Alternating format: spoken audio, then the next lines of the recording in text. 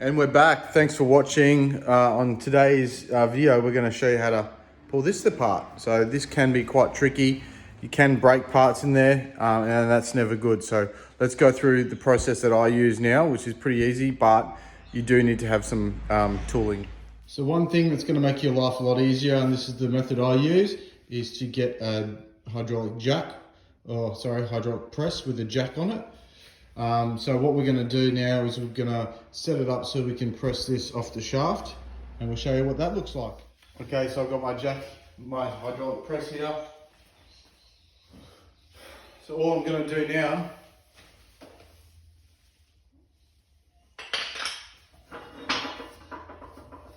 is stand this up,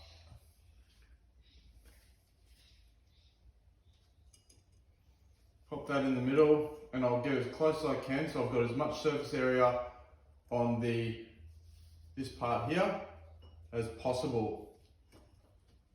What that'll do is stop it from bending and skewing and all the problems that you're going to have. And all it is a matter of lining it all up.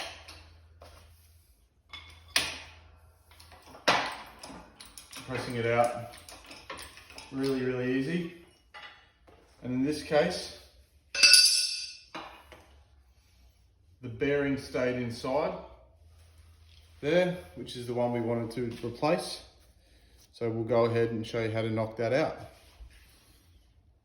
So one of the tools that's going to help you get this bearing out of here, the intermediate side, is this special tool called your own PDO shaft that's already on your machine. That actually sits in, it's got a recess here and the collar. That's actually good enough to sit up there. And then you can give that a little tap and get that bearing to come loose like this. I've got a soft mallet holding in my hand.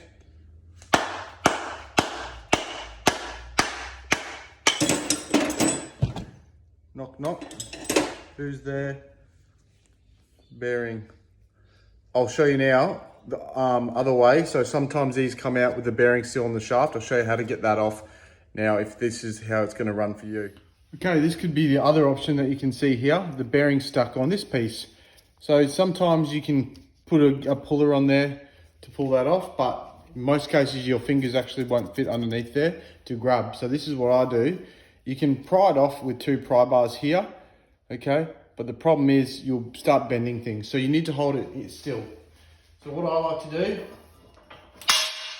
lay these down, square it up. Okay, get a tool to hold it still.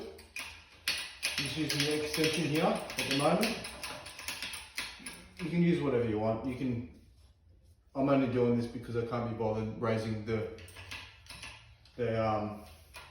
bed up. So I put pressure on that, just enough to make it stop movement there. And I've got these two pry bars, right? One on each side, underneath the bearing, and use them at the same time as a lever to get it off. So that's the easiest, quickest, safest way to remove all those components there. Takes under 2 minutes and it's done correctly without breaking anything. And most importantly, you're able to change these bearings out when they're noisy. All right, thanks for watching. Cheers.